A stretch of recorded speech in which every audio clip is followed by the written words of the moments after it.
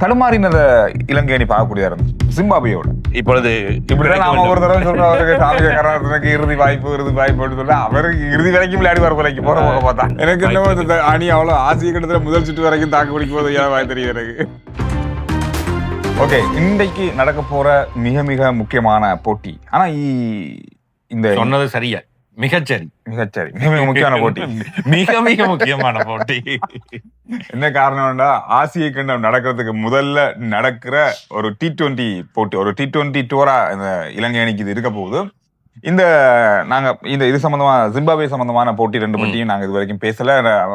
ரெண்டு பேரும் அங்க இங்கன்ற ஒரு வேலையா இருந்ததால தடுமாறினத இலங்கை அணி பார்க்கக்கூடியதா இருந்துச்சு.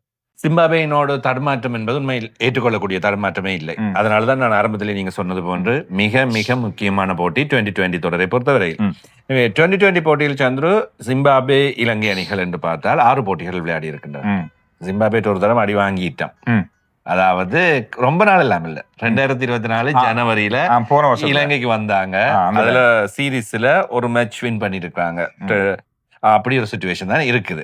அதால கொஞ்சம் நாங்க கவனமா இருக்கோம். T20ல கொஞ்சம் இலங்கை அணியோட ஸ்ட்ராங்கோ அப்படின்னு சொல்லக்கூடியதாம இருக்குது. இப்ப ஒரு நாள் போட்டியில ஜிம்பாப்வே அடித்த அடி, அந்த சில துடுப்பாட்ட வீரர்கள் வேகமாக அதிரடியாக துடுப்படுத்த ஆடிய விதமும் இலங்கை அணி தடுமாறிய விதத்தையும் பார்க்கின்ற வேளையில் 2020 போட்டிகளிலும் ஜிம்பாப்வே அதே அதிரடியை காட்டினார். அல்லது ஒருவரோ ரெண்டு பேரோ அடித்து விட்டால் வெற்றி ஜிம்பாப்வே பக்கம் போய்விடும். அவர்களுடைய மைதானத்தில் நடைபெறுகின்றது. பந்து வீச்சாளர்களிடம் தடுமாற்றம் இருக்கின்றது. ஒரு நாள் சதவீத போட்டிகளில் முதலாவது போட்டி இலங்கை அணிக்கு தோல்விதான். அது தோல்விதான். இரண்டாவது கடைசி நேரத்தில் வெற்றி பெற்றாலும் அந்த ஹேட்ரிக் மட்டும் கிடைக்காவிட்டால் தோல்விதான். அது அந்த ஹேட்ரிக்கின் முதலாவது பந்து வீச்சு கூட ஸ்ரீகண்டர் ரசா அதிரடியாக துடுப்பிடத்தாடி கொண்டிருந்தவர் 92 ஆட்டம் இழக்கின்ற வேளையில் ஃபுல் டோஸ் போல் ஒன்றுக்கு அது படல்ல பெட்லன்றது. அது உண்மையா ஃபுல் டோஸ் போல் ஒன்று ஸ்விப் பண்ணும்போது படாமல் போறதுன்றதை சாத்தியம் இல்லை. அது அன்றைக்கு லக்குன்னு தான் சொல்லுங்க கிடைச்ச அதிர்ஷ்டம். அந்த விக்கெட் உடைக்கப்பட்டதன் பின்னர் அடுத்த 2 விக்கெட்டுகளும் இலகுவாகியது. சிகண்டர் ரசா அன்றைய தினம் நின்றிருந்தால் நிச்சயமாக போட்டியை முடித்திருப்பேன். இதுதான் இலங்கை அணியின் நிலைமை. எனவே இப்படியாக 2020 ஒரு நிலைமை வேறுமாக இருந்தால் நிலைமை வேறு மாதிரியாக. ஜிம்பாப்வேக்கு வெனிது ஹசரங்க சென்றிருந்தால், அவர் ஆசிய கண்டத்தில் இருக்கின்றார். ஜிம்பாப்வேக்கு வெனிது ஹசரங்க சென்றிருந்தால் நான் ஒரு வகையில் இலங்கை அணி ஜிம்பாப்வேலும் பார்க்க பலமாக இருக்கின்றது என்று சொல்லியிருப்பேன். என்ன, வெனிது ஹசரங்க தான் இலங்கைக்கு போட்டிகளை வென்று கொடுக்கின்ற பந்து வீச்சாளர். முக்கியமான தேவையான நேரத்தில் அதிரடியான துடுப்பாட்டமும் பல இடங்களில் கை கொடுத்திருக்கிறது.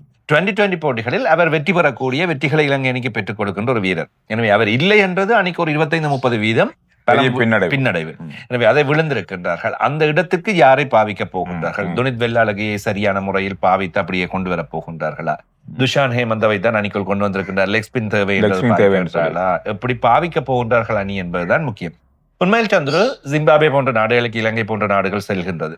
ஆசிய கிண்ணத்துக்கு குறிவைக்கின்றோம் என்றால் உண்மையில் இதில் முக்கியமான 1-2 வீரர்களை மாற்றி பார்க்க வேண்டும். இப்பொழுது 10 நிமிஷங்க எங்களுக்கு தெரியும் 100% அவர் சொல்லிட் எங்களுக்கு ஆரம்ப துடுப்பாட்டத்தில் இன்னும் ஒருவரை பரீட்சித்து பார்ப்பதற்கு ஒரு வாய்ப்பு இருக்கு. ஆனால் அதை செய்ய முடியாத நிலைமை ஒன்று உருவாகி இருக்கிறது. என்ன காரணம்? அது இப்பொழுது ஜிம்பாப்வேயோடு வெற்றி பெற வேண்டும் என்ற அழுத்தம் இலங்கை அணிக்கு இருக்கு. இல்லை, நாங்கள் ஒரு புதிய வீரரை போட்டாலும் வெற்றியினை பெறுவோம். ஜிம்பாப்வே அணியோடு நாங்கள் தோற்று ஆசிய கண்டத்துக்கு போக முடியாது. அது பெரிய பிரச்சனை இருக்கும், அழுத்தம் வரும். எனவே இப்ப பங்களாதேஷ் தொடரை வெற்றி பெற்றிருந்தால் சில வேளைகளில் செய்திருக்கலாம். பங்களாதேஷோடைய தோற்று விட்டோம் என்கின்ற ஒரு அழுத்தம் இருக்கின்றது. ஜிம்பாப்வே தொடரை வெற்றி பெற வேண்டும், ஒரு போட்டியினையும் தோற்றுவிடக் கூடாது என்கின்ற அழுத்தம் இருக்கின்றது. அதற்கு ஏதுவாக அமைந்தது ஒரு நாள் சர்வதேச போட்டி தொடரில் தடுமாறியது. இலகுவாக ஒரு நாள் சர்வதேச போட்டி தொடரில் வெற்றி பெற்றிருந்தால் 10 நிமிஷங்கள் சதம் அடித்திருக்கின்றார். எனவே அவருக்கு ஒரு ஓய்வை வழங்கி இருக்கலாம். சில வேளைகளில் ஓய்வு வழங்கப்படலாம். ஜெயசூரிய எப்படி யோசிக்கின்றார் பயிற்றுவிப்பாளராக என்பது தெரியவில்லை. என்னை பொறுத்தவரையில் 10 நிமிஷங்க குஷல் மெண்டிஸ் போன்றவர்களுக்கு ஓய்வை வழங்கி இந்த புதிதாக அணிக்குள் எடுத்திருக்கின்ற வீரர்களுக்கு வாய்ப்பை வழங்கி அவர்களை பரிசோதித்து பார்ப்பது. இப்படித்தான் ஆரம்ப காலங்களில் வாய்ப்புகள் வழங்குவார்கள். ஜிம்பாப்வே, பங்களாதேஷ் போன்ற சிறிய அணிகளோடு விளையாடுகின்ற வேளையில் புதிய வீரர்களுக்கு வாய்ப்பை வழங்குவது, முக்கியமான வீரர்களுக்கு ஓய்வை வழங்குவது. எனவே இப்பொழுது இலங்கை அணிக்கு அந்த அழுத்தம் ஒன்று உருவாகி இருக்கின்றது. அழுத்தம், அதாவது இந்த T20க்கும் போன ஒன் டே மேட்சுக்கும் இடையில ஏதாவது மாற்றங்கள் இருக்கா? வீரர்கள் ஒரு சிலர் மாறுகின்றார்கள். ஜனத்திலே எனக்கு T20 அணியில் இல்லை. அதே போன்று வேறு 1-2 பந்து வீச்சாளர்கள் இப்பொழுது எங்களுடைய இந்த பேர் அடிக்கடி எனக்கு மறந்தே போய்விடும். எங்களோட குளப்படிக்காரன் சாமிக அணிக்குள் வருகின்றார். எனவே அவர் கட்டாயமாக இன்றைய தினம் விளையாட வேண்டும். முதல் தர போட்டிகளில் இலங்கையில் நடைபெற்ற போட்டிகளை சாதித்து காட்டி இருக்கின்றார். எனவே மீண்டும் ஒரு வாய்ப்பு அவருக்கு இறுதி வாய்ப்பாக இப்பொழுது இப்படிதான் நாம ஒரு தடவை சொல்றோம் அவருக்கு சாமிய கரணத்துக்கு இறுதி வாய்ப்பு சொல்ல அவருக்கு இறுதி வரைக்கும் விளையாடுவார் போலைக்கு போற போக பார்த்தா எப்பயாவது விளையாடுறார். அதுக்கு பிறகு நல்ல முறையில வந்து வெளியில வந்து நல்லா விளையாடுவார். நல்லா விளையாடுறான்னு சொல்லி டிவில தூக்கி போட்டா டிவில விளையாட மாட்டாரு. இறுதி வரைக்கும் அவருக்கு வாய்ப்பு கிடைச்சிட்டே இருக்க போகுது. இதுல தினேஷ் சந்திமால், அவிஷ்கா பெர்னாண்டோ போன்றவர்கள் 2020 இல்லாமல் போயிருக்கிறார்கள். அந்த இடங்களுக்கு யார் வரப்போகின்றார்கள்? ஆரம்ப துடுப்பாட்ட வீரர்களாக பத்தும் மெண்டிஸ், குஷல் மெண்டிஸ் ஆகியோர் சிறப்பான முறையில் அவர்கள் தான் என்று இருக்கின்றார்கள். 3வது இடம் குஷல் ஜனித் பெரேரா. எனவே 4வது இடத்தில் யார்? கமிந்து மெண்டிஸுக்கு கொடுக்க போகின்றார்களா? சரிதா சலங்க மேலே துடுப்பட விளையாட போகின்றாரா?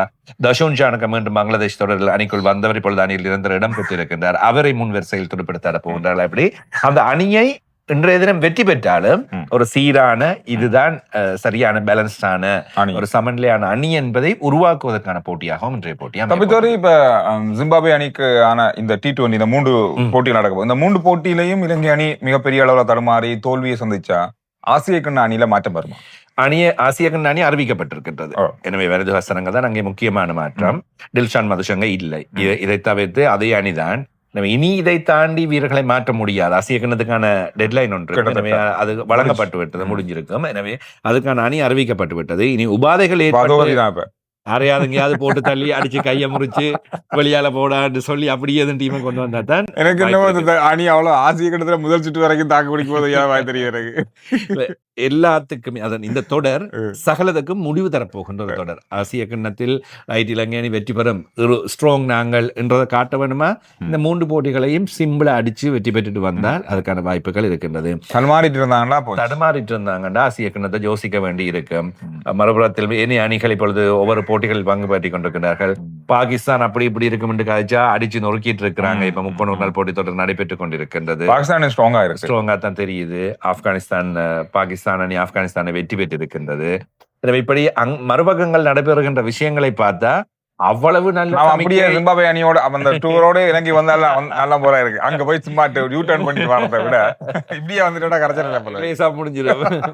எனவே சகல விடயங்களையும் இன்றைய போட்டி, அதே போன்று அடுத்த இந்த 5 நாட்களுக்குள் நடைபெற போன்ற ஏனைய 2 போட்டிகள், மொத்தமாக 3 2020 போட்டிகள் நாங்கள் இலங்கை அணியை பற்றி பார்க்க வேண்டும்.